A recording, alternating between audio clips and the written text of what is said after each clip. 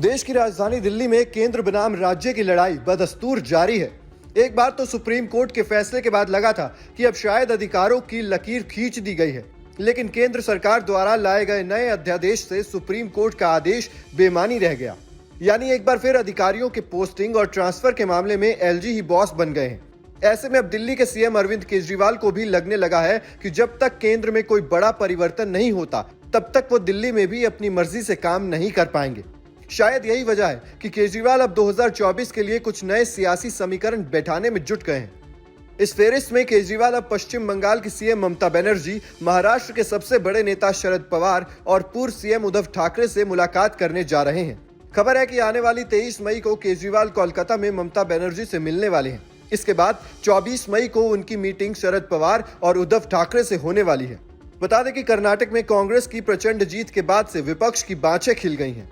इस लिस्ट में वो दल भी शामिल हैं जो कांग्रेस का विकल्प बनकर ही राजनीति में उभरे हैं। इसी लिस्ट में आम आदमी पार्टी के नेता अरविंद केजरीवाल भी शामिल हैं। अब केजरीवाल चाहते हैं कि वो 2024 से पहले किसी तरह से गैर कांग्रेसी खेमे को अपने पाले में लेकर तीसरे मोर्चे की एक तस्वीर को उकेर लिया जाए। हालांकि जिस तरह से कर्नाटक में नई सरकार के शपथ ग्रहण में जिस तरह से कांग्रेस ने केजरीवाल और ममता जैसे नेताओं से दूरी बनाई है, उससे संदेश साफ है कि कांग्रेस किसी भी हालात में इन नेताओं के साथ नहीं है। क्योंकि बंगाल में जहां ममता बनर्जी ने कांग्रेस को नुकसान पहुंचाने का काम किया, वहीं आम आदमी पार्टी ने पहले दिल्ली और पंजाब से कांग्रेस का सफाया किया, फिर गुजरात में भी उसे अच्छा खासा नुकसान पहुंचाया। राजनीति के जानकारों का मानना है कि केजरीवाल को पता है कि मोदी से मुकाबला करने के लिए कांग्रेस पूरी तरह से तैयार नहीं, इसीलिए वो खुद को कांग्रेस का विकल्प साबित करने में जुटे हैं। यही वजह है कि वो हर उस राज्य में चुनावी ताल ठोकते हैं जहां पर कांग्रेस या तो सत्ता में हो या फिर दूसरी बड़ी पार्टी यानी विपक्षी दल की भूमिका में होती है। यही वजह है कि कांग्रेस कभी भी आम आदमी पार्टी को विपक्षी एकता का हिस्सा नहीं मानती।